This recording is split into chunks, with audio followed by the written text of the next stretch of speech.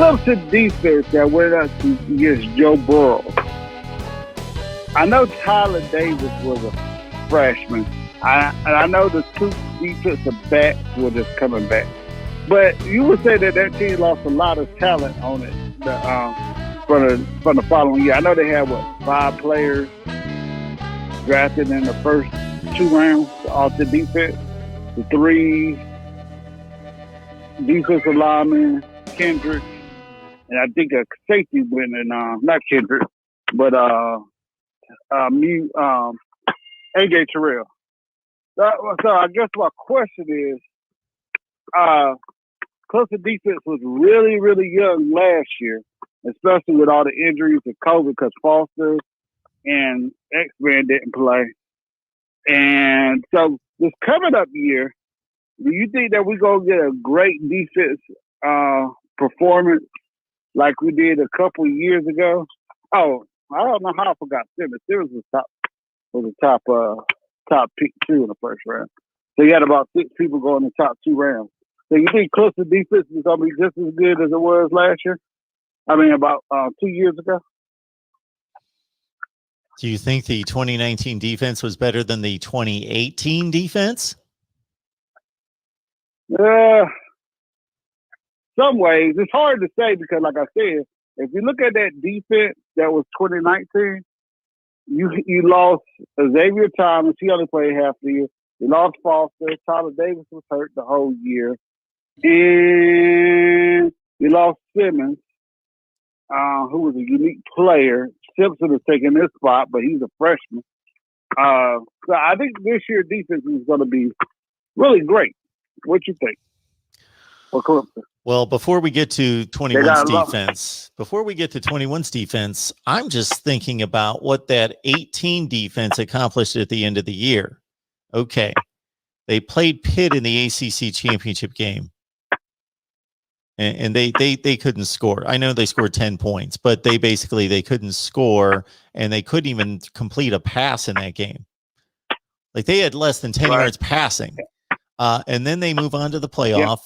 And of course, Notre Dame wasn't some great explosive dynamic team, but they scored points. They had a great offensive line and running backs and Ian Book at quarterback. They scored 3 points.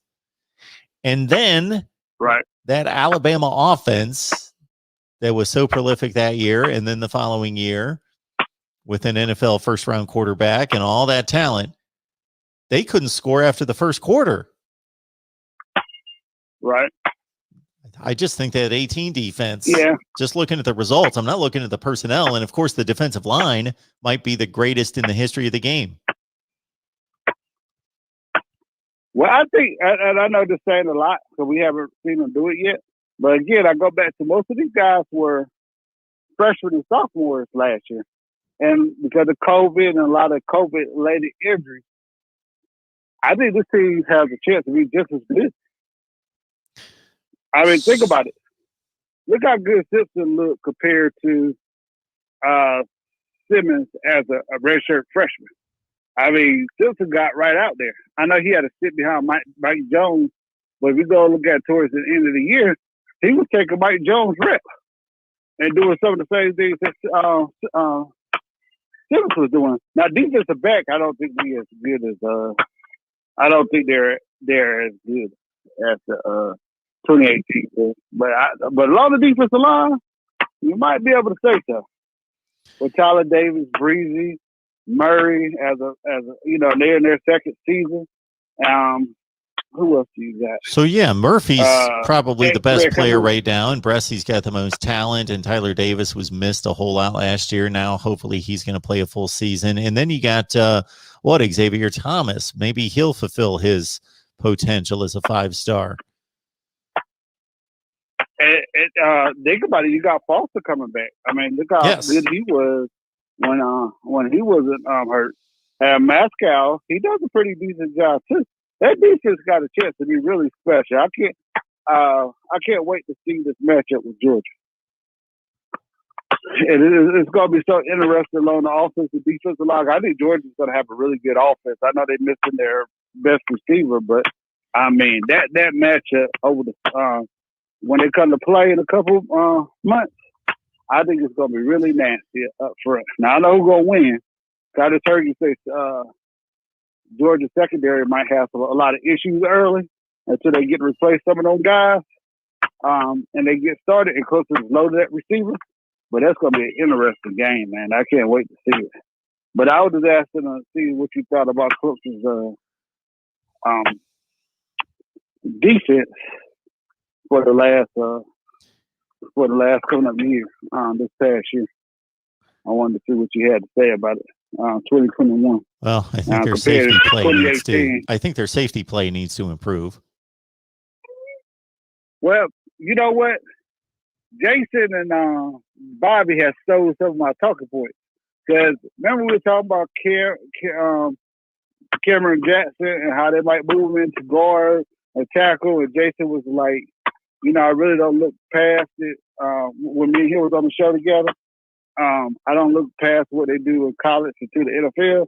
And then I heard him mention on one of your shows that Cameron Jackson probably move over to right tackle. And that's what I've been saying, that Jason. And then also, I forgot my boy's name. Bobby Dorkin Stokes said something I said earlier in one of your shows too, that there's a lot of favoritism by Dabo playing some of the players that he favored, like Turner. There's some guys on that safety thing on their safety that might be better than Turner, but because he has a love for Turner, those guys don't get in.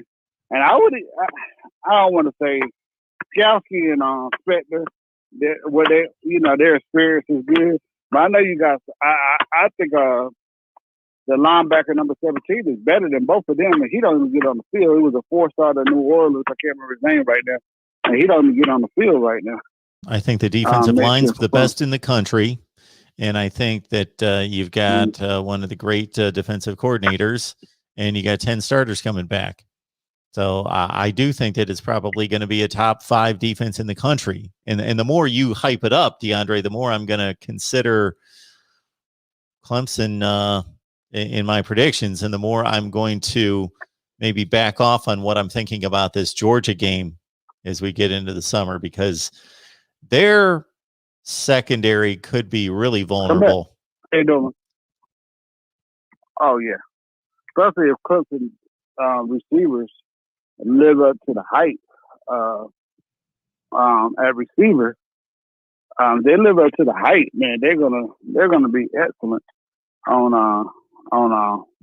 offense this year. If they get that offensive line to block, and I know they remember Mr. Cameron Jackson, but and their center, but they brought in the number 1 center.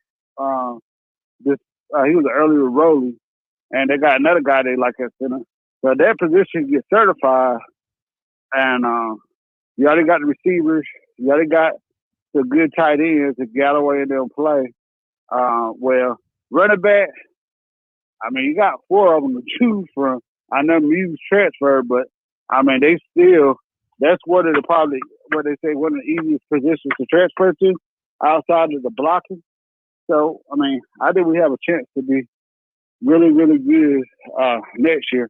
And like I said, I really don't know enough about Georgia. I don't know about their defensive line and linebackers, but I know they've had top recruiters for the last, 3 or 4 years. So, you know they got talent. You just haven't heard about the players yet. So we're going to see where that leads us to. So, but I think it's going to be a heck of a game. I'm looking at maybe close to 35, Georgia 31 or 28. That's what I'm looking at.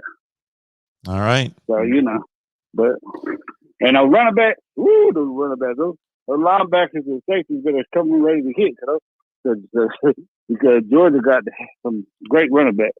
But all right, Mark, I'll be listening to the show, buddy. Thanks, DeAndre. Appreciate the super chat. Thank you so much for that. Always, Mark. We got to support everybody. Get out there. Just give the man $2. He putting the best content out there. Well, we hope to do better. Thank you, DeAndre. Yeah, you got the best content out there. Thank you so much. I appreciate that.